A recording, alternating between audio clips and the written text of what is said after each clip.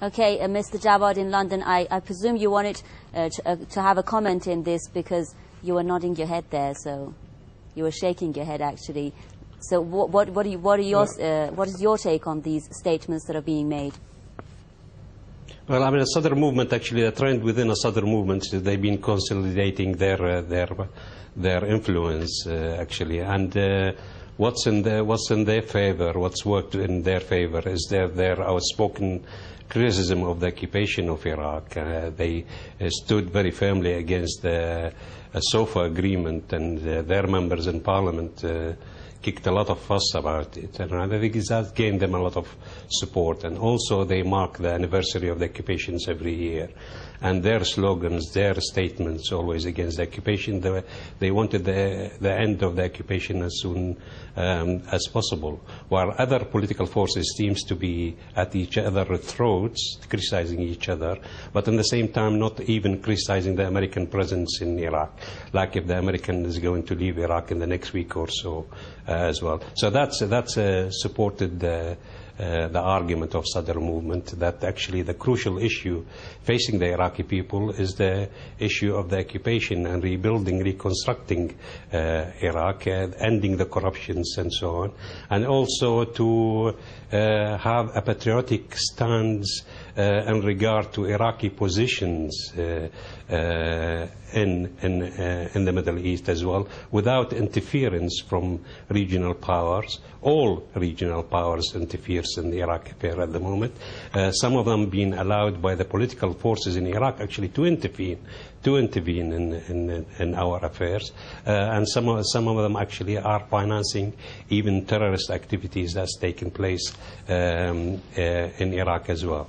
Iraqis wanted to establish an independent, truly sovereign state, and this cannot be achieved while the American soldiers still in Iraq, and Iraq is considered to be one of the most corrupt regimes in the entire world. So the first step toward building a true democracy in Iraq and true sovereignty in Iraq is to get rid of the American occupation of our land, and that's basically the first step toward rebuilding Iraq.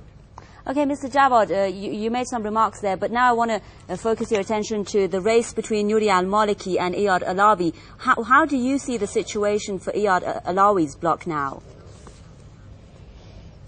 Well, it looks unlikely, actually, that Iyad Alawi will become the next prime minister, even so that he achieved the highest number of MPs in parliament.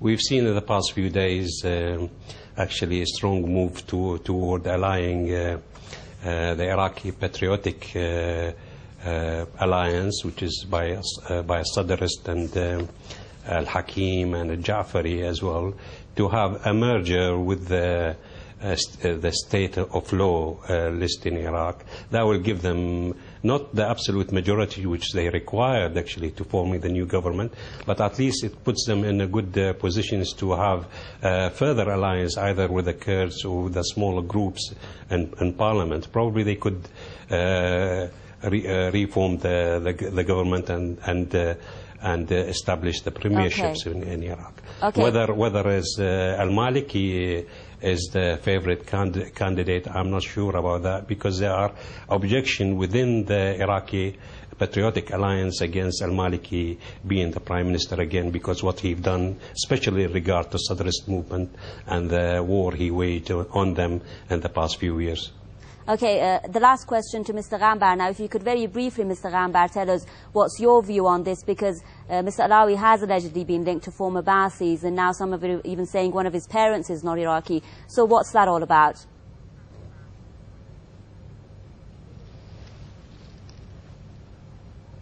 Well, first of all, I'd like to tell Mr. Jawad that you cannot dismiss the voting of 9 million people in a couple of words. The second thing, I think Alawi can be a prime minister, but I think it's very highly unlikely in my own opinion.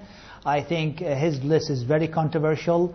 I mean, I don't want to deny there are 2.5 million people voted for his list, and some of the people in his list are very good people, and we can work with them.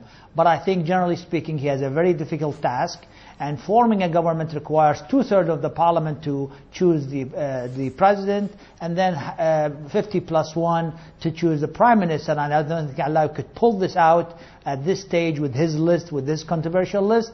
And I think the Iraqi National Alliance plus Maliki plus the Kurds are the most qualified to do it, and the INA will play a very important catalyst role in that sense. Okay, thanks very much. That's, I'm afraid, all the time we have for this edition of News Analysis. I'd like to thank our guest, Iraqi National Alliance candidate Intifad Ghambar from Baghdad, and Sabah Jawad from London, director of the Iraqi Democrats Against Occupation.